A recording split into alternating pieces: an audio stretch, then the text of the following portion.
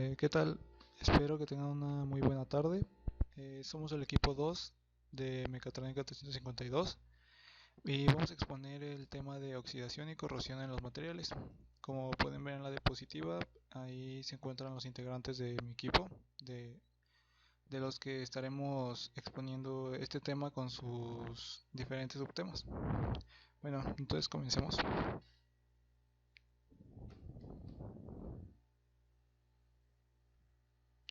Primero pasaremos con los objetivos. Uno de nuestros claros objetivos es comprender las definiciones de oxidación y corrosión, ya que son los que más vamos a utilizar en este tema y sus subtemas. También necesitamos aprender los distintos fenómenos que pueden ocurrir en los materiales para su aplicación en semestres posteriores. Si nosotros vamos a seguir ya estamos en nuestra carrera, entonces va a haber un momento en el que nosotros vamos a tener que conseguir un trabajo y esto nos va a servir depende del trabajo en el que estemos.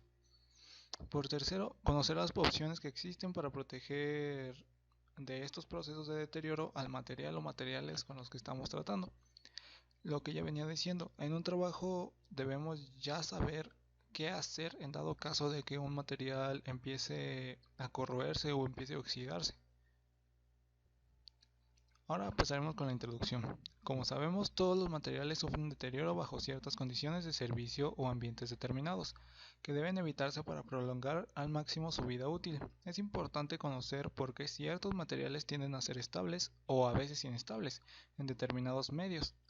Esto se refiere a que no va a ser igual un material de un barco que está expuesto al agua de mar, el cual tiene altas concentraciones de sal, a un entorno seco como lo sería un desierto.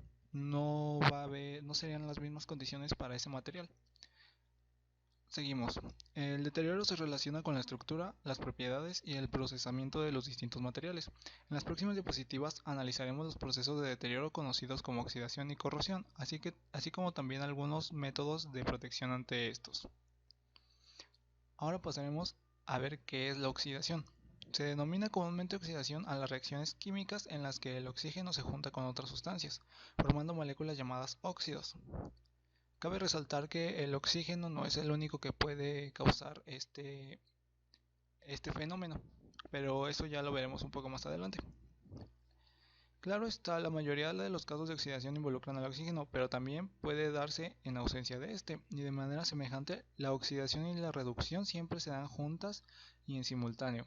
En ellos participan siempre dos elementos que intercambian electrones. Aquí esto es muy importante porque vemos los dos agentes que se relaciona con la oxidación, el cual es el agente oxidante, que es el elemento químico que capta los electrones transferidos.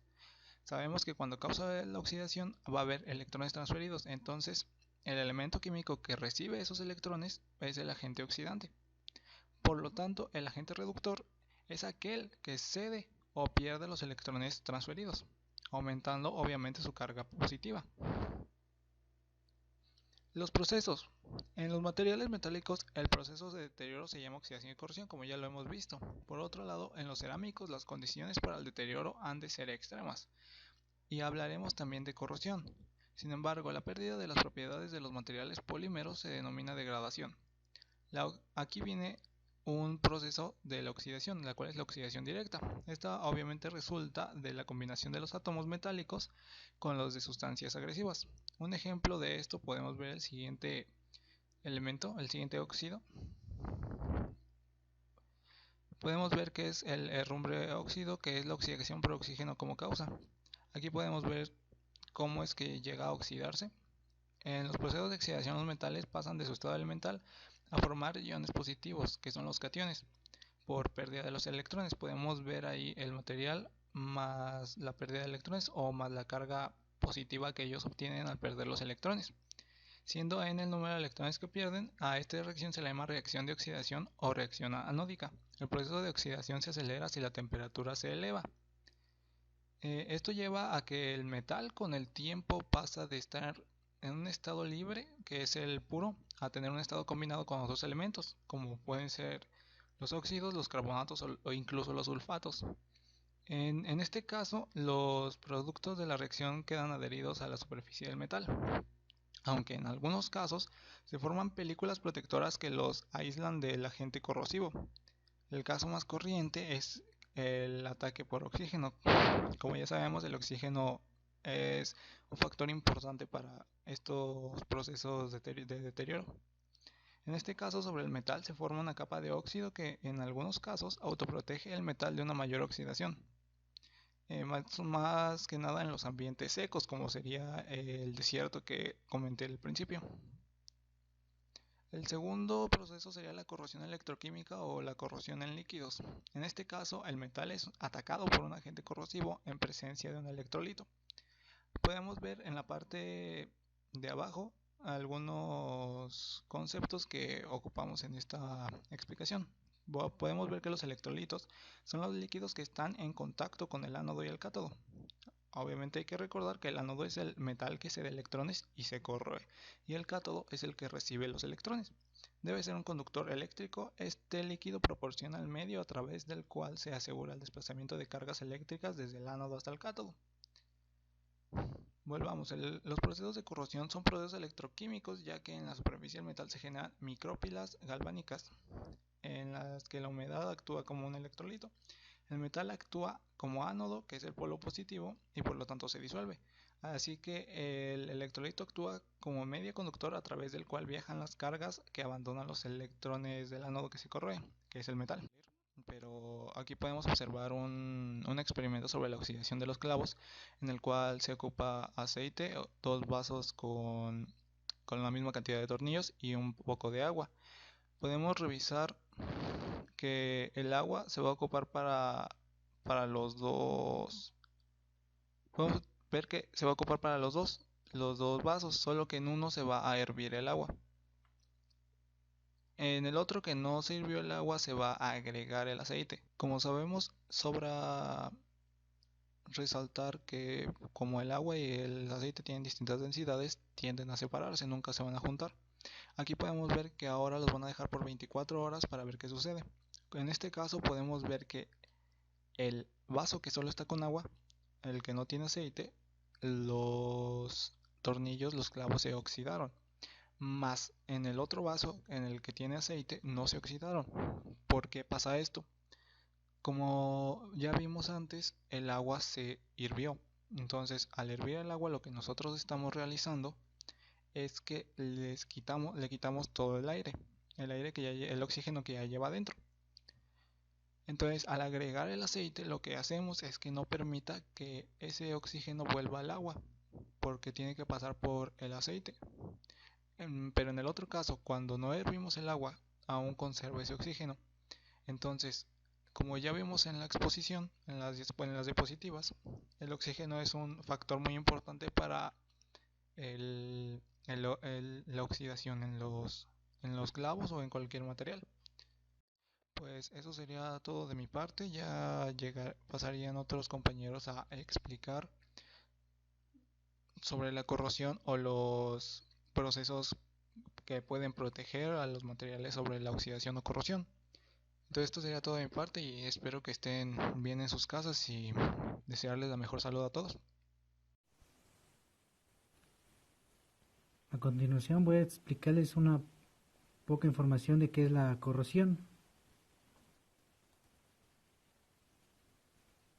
La corrosión se define como el deterioro de un material a consecuencia de un ataque electroquímico en su entorno. De manera más general puede entenderse como la tendencia general que tienen los materiales a buscar su forma de mayor estabilidad o de menor energía interna.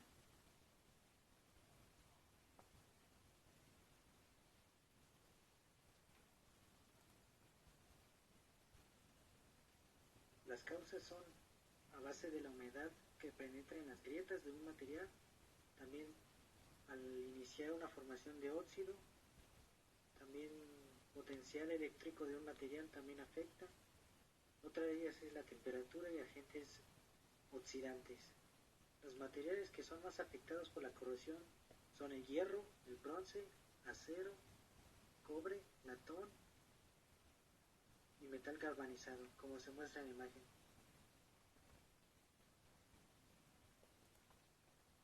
Hay 5 soluciones posibles para proteger los productos de acero contra los efectos de la corrosión.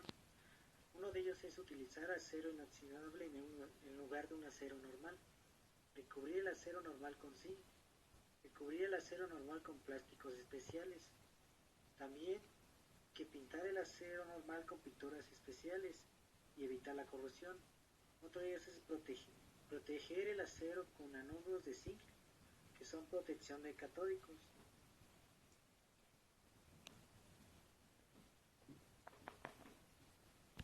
Recubrimiento metálico. El fin del recubrimiento metálico es proteger otros metales de la corrosión. También es lograr un conjunto de materiales que no están unidos. La mayoría de los metales expuestos a acción del ambiente sufren transformaciones físico-químicas que los degradan, reducen su utilidad y llegan a destruirlos. Clasificación de los recubrimientos metálicos. Niquelado. Es un recubrimiento que se le da mediante baño eléctrico, así para obtener una mayor resistencia a la oxidación y a la corrosión. En el niquelado hay dos tipos, mate y brillante. El mate se realiza para dar capas gruesas sobre hierro, cobre, latón y entre otros. Es uno que permite trabajar con corrientes de 8 a 20 amperios. En el brillante es similar, nomás se le agrega brillantador. Anodizado. Se utiliza para modificar la superficie del material, como el aluminio, mediante el óxido protector del aluminio conocido como alumina. Cobrizado. Tratamiento electrolítico, color cobre brillante. Su trabajo es aumentar la conductividad sobre aceros y otra en el uso de tubos solares o calentadores solares. Cromado. Es un electrolítico, es donde el ácido cromático disuelto en agua con ácido sulfúrico. Este es utilizado más como decorador. Galvanizado. Es un proceso electroquímico por el cual se puede cubrir un metal con otro.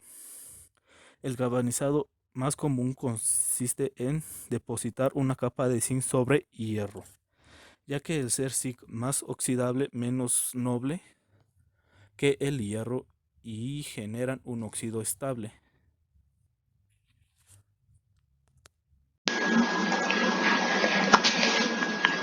Buenos días, buenas tardes, buenas noches. Me dirijo hacia ustedes, a los compañeros de mi salón y a mi maestro de profe. El día de hoy voy a explicar qué es el recubrimiento metálico, la segunda parte, ya que mi compañero ya dijo la primera parte, que es un recubrimiento, y las partes que se dividen del recubrimiento, zinc es el espesor de la capa protectora de zinc. Suele ser menor de 10 micras y no, su límite así, y no suele ser superior de 30 micras, consiguiendo que no aumente su volumen de la pieza o del metal que se va a fabricar. Pintura es una composición líquida pigmentada que se convierte en película sólida o opaca después de una aplicación de cada fina. ¿Qué quiere decir? Este es un recubrimiento metálico que ayuda a la pieza o al metal, protegerlo de cualquier oxidación o de algo. La pintura, dependiendo de las capas que le vayas dando, va a tener mayor resistencia a cualquier cosa. Lacras, lacas. La laca es una secreción resinosa y translúcida producida por el insecto Laccifer laca, donde se toma el nombre, que habita sobre varias plantas, sobre todo en la India y el este de Asia. Se divide en tres. Lacas pigmentas son moliendas de pigmentos incorporadas a la nitro o acetopuritato, donde estos actúan como si fueran ligantes. Esto pues da a entender que es como un pegamento, una capa pegajosa que se adhiere fácilmente a otros componentes o materiales. Lacas poliuretanoides uretanos, donde esta familia se distingue, dentro de esta familia se distingue las de un solo componente no reactivo y las que son y las que son dos componentes reactivos. En total son tres. Lacas vinílicas. Este tipo de lacas proporciona películas de muy baja absorción de agua, buena adición y excelente resistencia a los fronte y los solventes comunes. Por, por estas cualidades se emplean en terminaciones para una tapicería. Y por último, los barnices. Se le denomina barniz al producto constituido solamente por ligantes, resina o aceites y disolventes, mientras que la pintura consta de ligantes o de pigmentos y disolventes. Los barnices son parecidos a la pintura, pero pigmentos y disolventes. Nada más que la pintura, nada más que los barnices tienen diferentes componentes químicos y no es tan parecido a la pintura, ya que la pintura tiene diferentes componentes, disolventes, todo que le brindan un poco más de protección al producto, a la pieza o al material. Y bueno, esto sería todo de mi parte. Me despido con un saludo. Que pasen bien la cuarentena. Y que ya se acabe, por favor, que ya me quiero salir. Bye, suscríbanse. Bueno, yo les voy a hablar sobre la protección y recubrimientos no metálicos. Estas van a consistir en aislar nuestro metal del medio ambiente. Esto lo vamos a conseguir creando una capa que va a cubrir a nuestro metal base y lo va a separar del ambiente y lo va a mantener no expuesto a las condiciones que provocan que se corra y oxide. Aquí tenemos lo que viene siendo la pintura y barnices, el esmaltado, el plástico, la fosfatación y la oxidación superficial.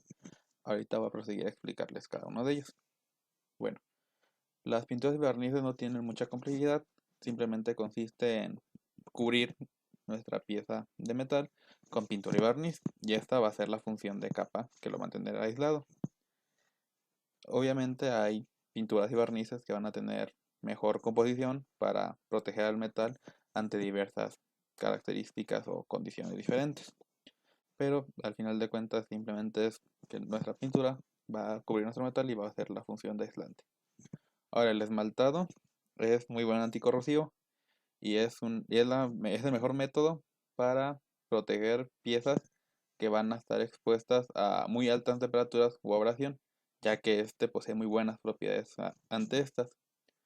Aquí, por ejemplo, tenemos el ejemplo de las tazas o las ollas, que sirven para calentar líquidos a altas temperaturas, pero en un término más industrial nos podemos ir al recubrimiento en piezas de motor o de maquinaria, que ya sea por la fricción o la exposición, van a estar en muy altas temperaturas, soportándolas y evitando que éstas se caigan y nuestro metal quede expuesto al ambiente. Los plásticos son excelentes para la oxidación y a la vez son aislantes, ya que estos no van a conducir electricidad y son a su vez muy flexibles, lo cual viene excelente para recubrir equipo eléctrico. Pero a comparación de los anteriores, estos no tienen una muy buena resistencia al calor.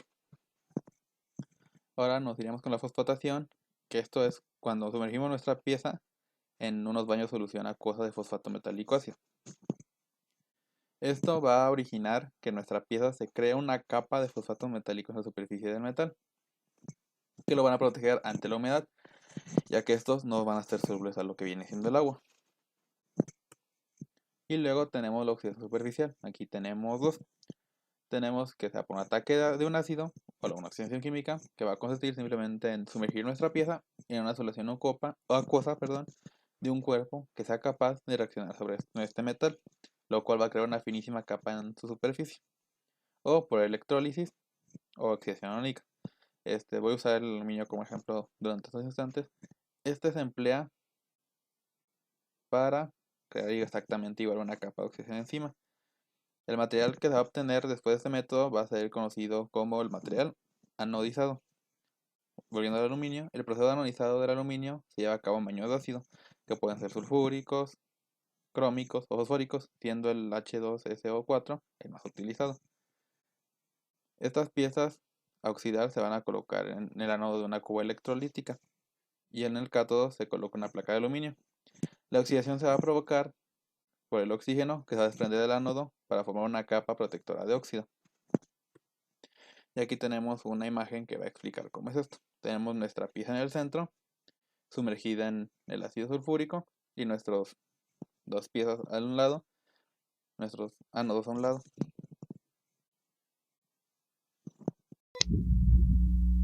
Soy José Guadalupe Díaz y voy a exponer el tema de protección a la corrosión empleando inhibidores. Estos van a ser de tipo anódicos y catódicos. Bueno, empecemos con la protección anódica. Definición.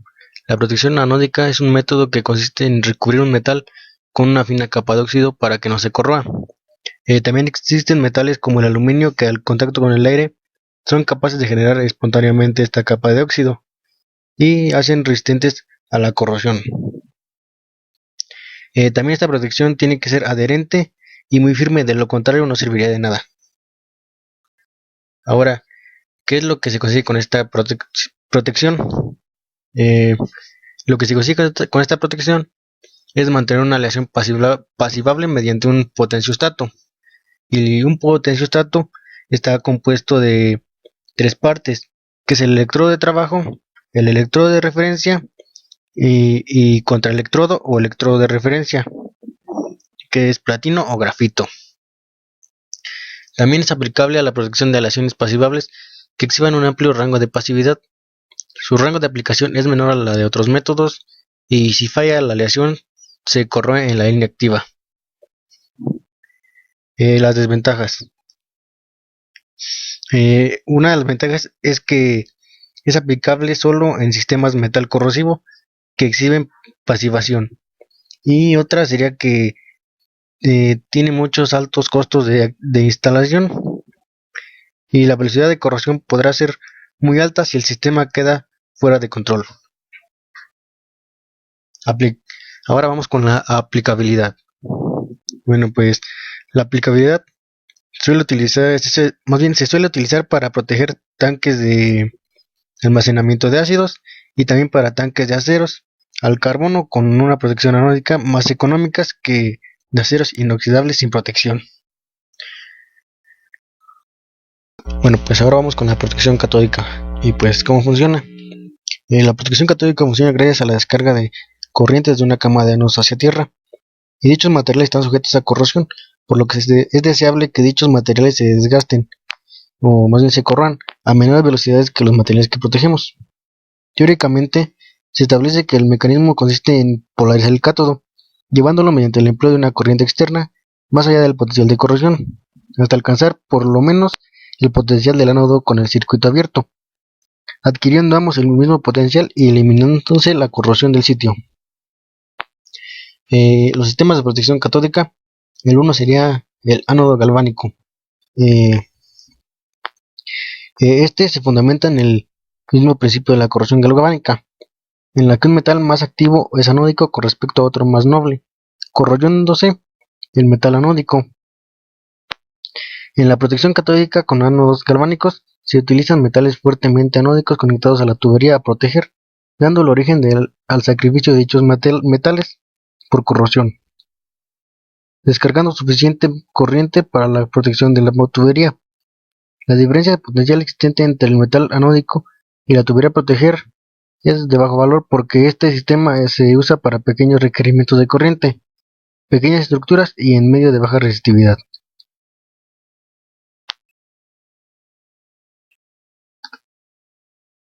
Y pues aquí un pequeño ejemplo de cómo funciona el ánodo galvánico.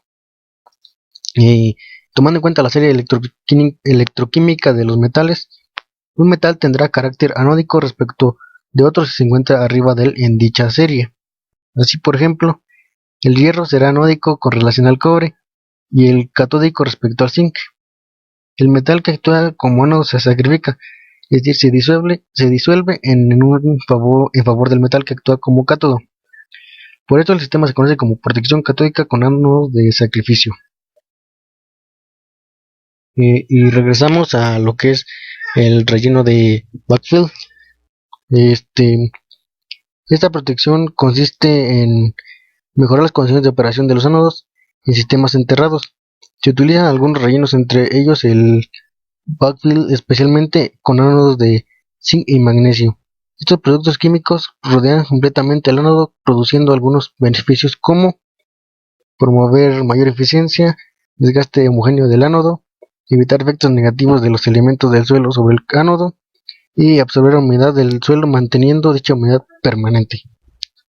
La composición típica del backfill para ánodos galvánicos está constituida por yeso, bentonita, sulfato de sodio, y la resistividad de la mezcla varía entre 50 a 250 ohms por centímetro. Ahora vamos a los campos de aplicación. El primer campo sería la protección de estructuras aéreas, vigas de hormigón armado, etc. Protección en agua de mar, barcos, diques y cadenas. Protección en agua dulce, que sería compuertas hidráulicas, tuberías, etc. Por último, la protección de estructuras enterradas, que serían las tuberías, depósitos, etc. Las aplicaciones incluyen tanques de almacenamiento, puentes y entre muchas otras aplicaciones. Y los ánodos utilizados en la corriente impresa son chatarra de hierro, ferrosilicio y grafito. La chatarra de hierro, esta se usa por su economía y es a veces utilizado como electrodo dispersor de corriente. El ferrosilicio, este ánodo es recomendable en terrenos de media y baja resistividad. Se coloca en el suelo indicado o tumbado, rodeado de un relleno de carbón de coque. El grafito puede utilizarse principalmente en terrenos de resistividad media y se utiliza con terrenos de grafito o carbón al coque. Y pues este sería todo por mi parte y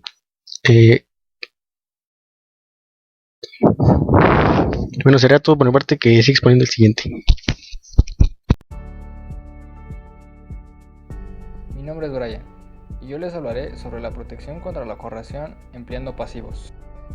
¿Pero qué son los pasivadores? Los pasivadores son por lo general sustancias oxidantes inorgánicas, por ejemplo, cromatos, nitratos y molibdatos, que pasivan el metal y desplazan el potencial corrosivo varias décimas de voltio hacia los valores más nobles. La protección contra la corrosión empleada en pasivos puede ser mediante la pasividad natural, en donde una capa protectora surge en la superficie del metal y detiene la corrosión apenas es iniciada. Pero también se puede conseguir la pasividad tratando previamente el metal, puesto que los cercanos al extremo anódico de la serie galvánica son activos y sirven de anodo, pero si se hacen más catódicos se corroen más lentamente. La pasivación se consigue evitando la reacción normal anódica. Se puede decir que la pasividad es provocada por un pasivador, como el minio óxido de plomo o el cromato de zinc. La pasivación del aluminio se le conoce como anodizado y se produce un grueso recubrimiento de óxido. Por otra parte, si una aleación presenta un carácter pasivo-activo y conseguimos fijar su potencial en la región pasiva, tendríamos una velocidad de corrosión tan baja como el GBAS. Si este procedimiento se escala hasta el tamaño de planta, hablamos de protección anódica. Hay que señalar que el material eléctrico y electrónico necesario es caro y complejo, tanto en su adquisición como en su instalación. Además, si se pierde el control del potencial temporalmente, las consecuencias pueden ser catastróficas. Estas desventajas han hecho que este sistema de protección no esté tan extendido. Tiene, sin embargo, una virtud única: puede usarse en ambientes agresivos, donde otros sistemas son inviables, por lo que es su aplicación más importante y con más futuro en la industria química. En conclusión, los pasivadores se emplean para proteger temporalmente piezas importantes de máquinas, por ejemplo, rodamientos y otros artículos acabados en acero. Presentan la ventaja sobre los compuestos antioxidantes en forma de pasta, de su fácil aplicación y la posibilidad del empleo inmediato del artículo protegido sin necesidad de tener que eliminar películas residuales de aceite o grasa. Buenas, me presento, mi nombre es Fernando Espino Rivera y me tocó presentar el tema de la protección catódica. Bueno, ¿qué es la protección catódica? Es el método de reducir o eliminar la corrosión de un metal, haciendo que la superficie de este funcione completamente como cátodo cuando se encuentra sumergido o enterrado en un electrolito. Eso es la protección catódica. Los campos donde se aplica la protección catódica pueden ser en estructuras aéreas, en el agua de mar, agua dulce, estructuras que se encuentran enterradas a gran profundidad. ¿Cómo funciona la protección catódica? Bueno, la protección catódica funciona al producir un flujo de corriente directa de una fuente externa al metal que se quiere proteger. Cuando la corriente es adecuada y propiamente distribuida, la corrosión puede ser mitigada y éste queda protegida catódicamente. Tipos de protección catódica. Protección catódica galvánica. En esta, el ánodo galvánico o ánodo de sacrificio se realiza en diversas formas, con una aleación de zinc, de magnesio o de aluminio. Estos metales son sacrificados y se consumen a costa de proteger el metal situado como cátodo, un metal muy electropositivo que tiene un potencial de oxidación elevado. Esto quiere decir que el ánodo tiene una gran tendencia para oxidarse. Los ánodos galvánicos de potencial electroquímico más negativo que el metal de la estructura, en general lo que es el acero. El acero se protege a menos 0.80 voltios. El potencial práctico de disolución puede estar comprendido entre los menos 0.95 voltios y menos 1.7 voltios. Protección catódica por corriente forzada. Para las estructuras más grandes. Los ánodos galvánicos no pueden suministrar económicamente suficiente corriente para proporcionar una protección completa. La protección de corriente catódica forzado se utiliza en un sistema de ánodos conectados a un CC, fuente de corriente continua, o rectificador de protección catódica. Los ánodos para los sistemas son tubulares y sólidos en forma de barras o cintas continuas de diversas materiales especializados. Protección catódica por acero galvanizado. El galvanizado generalmente se refiere al galvanizado en caliente. Es una forma de recubrimiento del acero con una capa de zinc metálico. El zinc tiene la propiedad de combinarse con el oxígeno y el agua, lo cual reduce su velocidad de corrosión, creando una delgada capa de óxido con una tendencia a oxidarse. Estos serían los tipos de protección catódica. Ahora bien, les presentaré los tipos de ánodos que hay. El magnesio. Este tiene un alto potencial con respecto al hierro y son libres de pasivación. El aluminio. Este se usa para estructuras inmersas en el agua de mar, lo que es el agua salada. Zinc. Este se utiliza para estructuras metálicas inmersas en el agua de mar, también en el suelo, con una alta resistividad eléctrica. Ahora bien, veremos sus aplicaciones. Tiene aplicación en tuberías enterradas a gran longitud. Se utiliza para el transporte de productos petrolíferos, abarcando grandes distancias. En muchas ocasiones sobrepasan los 1000 kilómetros. En estructuras sumergidas, la protección catódica del acero a estas condiciones es más sencilla que en las estructuras enterradas. El electrolito tiene una resistividad uniforme y además se trata de agua de mar, cuya resistividad es muy baja.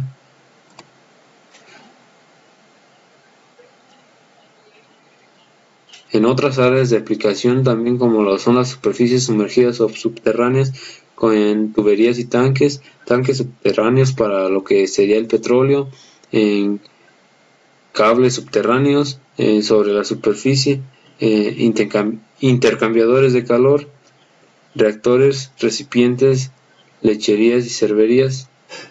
En la imagen se muestra un barco que en toda su parte del casco de la parte de abajo tiene adheridos ánodos. Estos son los que funcionan con el agua salada cuando anda en navegación. Otro ejemplo sería en la imagen, las aspas de los motores son de aluminio. Y aquí tenemos otro ejemplo donde todo el casco tiene adheridos ánodos de sacrificio. ¿Qué es un recubrimiento electrolítico? Los procesos de recubrimientos electrolíticos o químicos consisten en depositar por vía electroquímica finas capas de metal sobre la superficie de una pieza sumergida en una solución de iones metálicos o electrolíticos.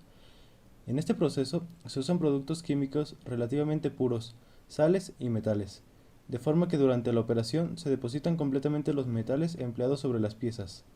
El recubrimiento por electrólisis es el proceso empleado para depositar el cobre, zinc, cadmio, titanio, plata, níquel, estaño, entre otros. El funcionamiento de la electrólisis es el siguiente. El metal protector se utiliza como ánodo y el metal a proteger como cátodo, empleando como electrolito una solución del metal que se ha de depositar en forma de sulfatos o cianuros. Cuando pasa la corriente eléctrica sobre el metal catódico, se crea una fina capa protectora hecha del material procedente del metal anódico, pues la pila obliga a ceder electrones al ánodo que alcanzarán el cátodo. Por este procedimiento se realizan el cobreado, niquelado, zincado, estañado, cromado, entre otros, dependiendo del metal protector utilizado en el ánodo.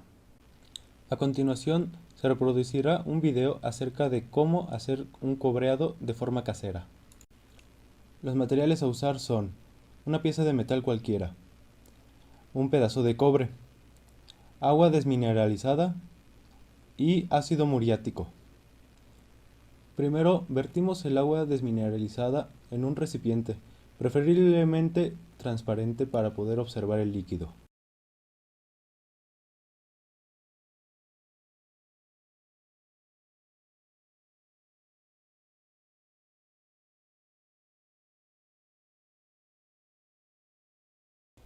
Después procederemos a poner la misma cantidad de ácido muriático, pero teniendo cuidado de usar guantes, ya que este es un ácido muy peligroso.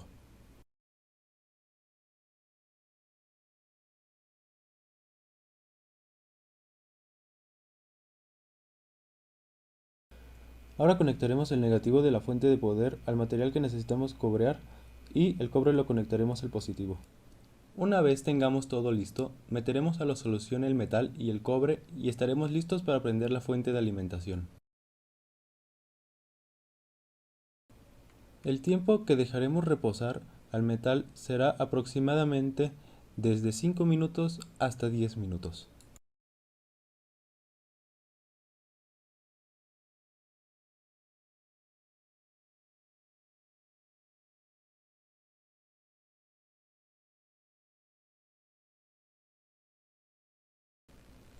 Al momento de sacar el metal, se deberá de sacar con unas pinzas, dado a que todavía estará demasiado ácido por estar en la solución. Para reducir la acidez del metal, se deberá colocar bicarbonato de sodio, y este a su vez trabajará como un abrasivo.